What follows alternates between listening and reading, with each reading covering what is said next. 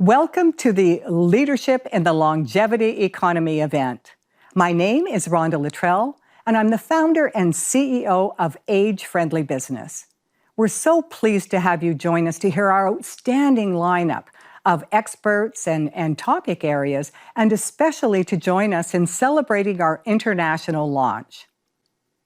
Now, we're going to be introducing you to this $15 trillion longevity economy. And I suggest that if you don't know what it is, you're probably not participating in it. But we're going to change all that. So let's look at the age 50 plus. What do we know? Well, we know that boomers and seniors represent almost half of our population. They hold between 77 and 80% of all the assets, and they're responsible for more than 50% of all discretionary spending. Pretty powerful market. But yet here's where the big disconnect is. Do you know that 40% of boomers report that they feel ignored by the business community wanting to serve them? They interviewed a number of seniors, and the seniors said that not only did they feel ignored, they felt downright invisible. Now think about that for a moment. You're a powerful market, you have all the money, you're responsible for the majority of the spending, and yet you're feeling ignored and invisible. But to the savvy business owners and professionals, they see this as a tremendous opportunity. We're excited about our next section on international perspectives, where we'll learn what age-friendly business means for them in their communities around the world. It's my pleasure to introduce you to Antonia Silva.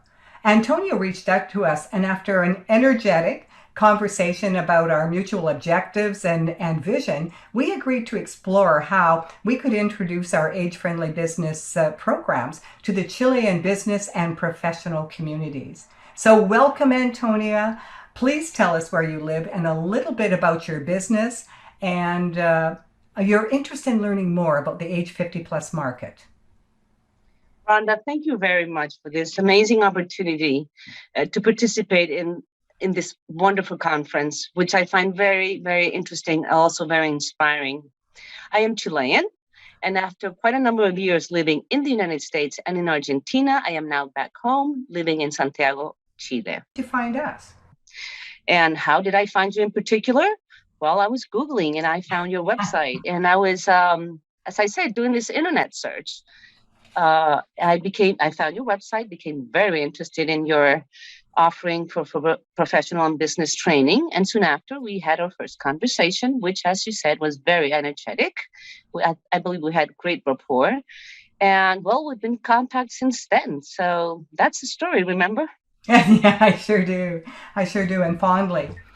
So, Antonia, share with us the current landscape in terms of challenges and opportunities, not only in Chile, but also in South America, in terms of serving the age 50 plus.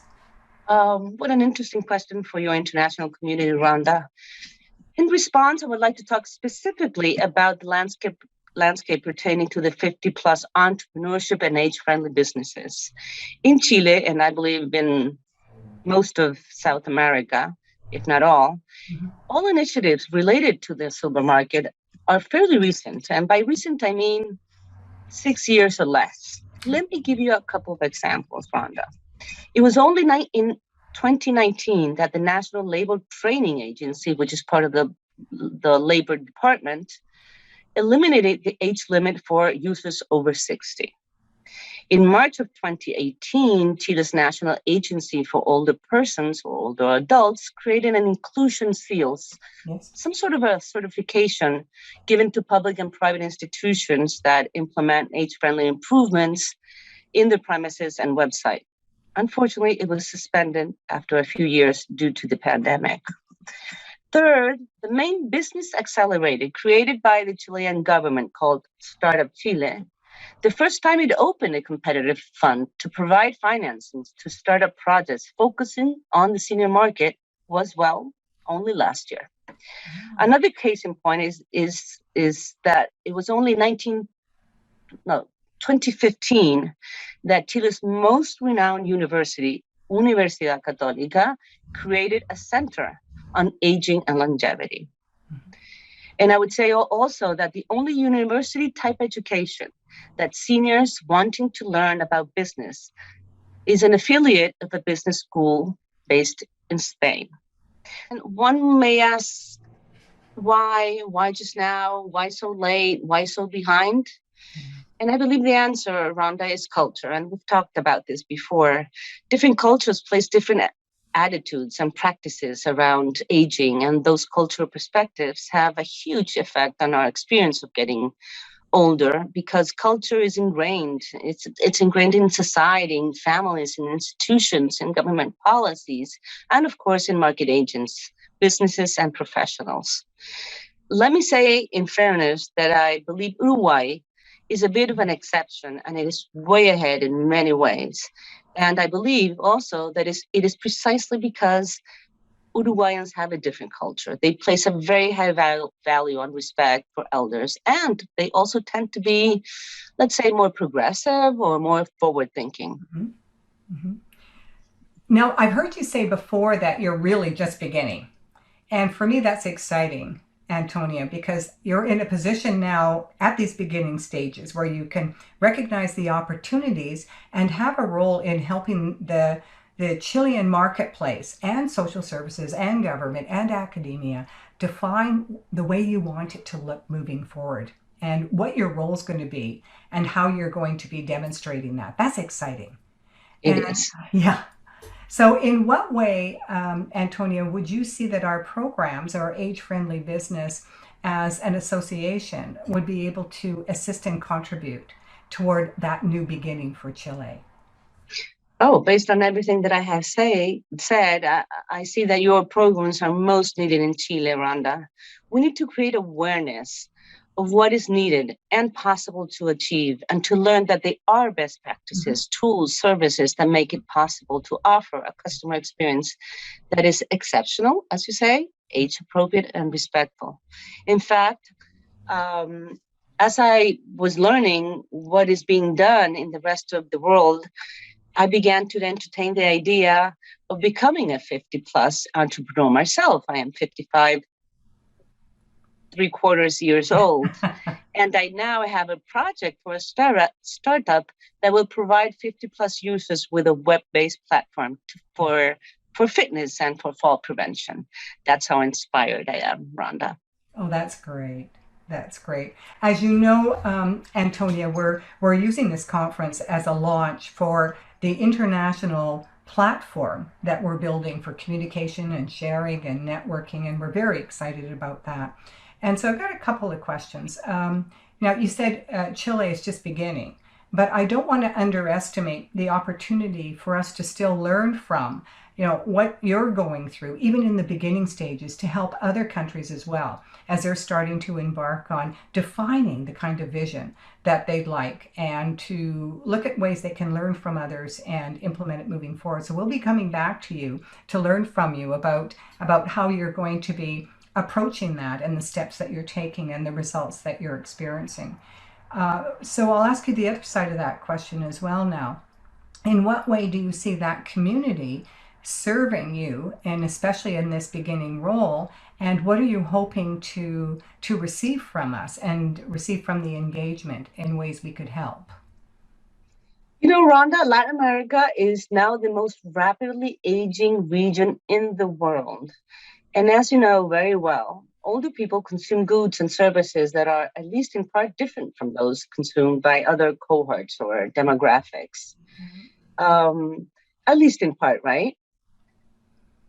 In Chile and in South America, society and market agents are, as I have said, just starting to realize the challenges, opportunities, and the potential of the longevity economy.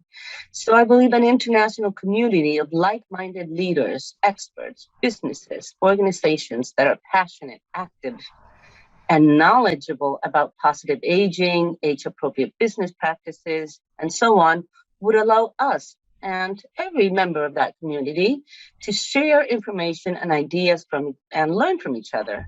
And of course, explore opportunities for collaboration in every way possible. Thank you very much, Antonio. It's been exciting to hear about your adventure, and especially at the beginning stages that you're looking at developing right now. And we so look forward to being a partner and a contributor to that journey together. Before we close, I would love that. you would love that. Good, good. We'll make it happen. And so, just in closing, do you have any final comments or suggestions that you'd like to make to the rest of the community? I would say let's just continue exploring ways in which your organization and then other members of your international community can land here in the region and do their invaluable work in Chile and the rest of South America. That's what we need to work on, Rhonda. Oh, that's great. Well, thank you again. We wish you all the best, and this is just the beginning. And we want to thank you for joining us in taking age-friendly business worldwide. As I mentioned before, we believe that all people of all ages deserve a place in our communities and our businesses where they're welcomed, acknowledged, safe, and respected. And when that happens, everybody wins. You see, we have a vision of a world that's age-friendly and recognizes the contributions of all persons of all ages, especially as we transition in later years. So that's how we spend our day.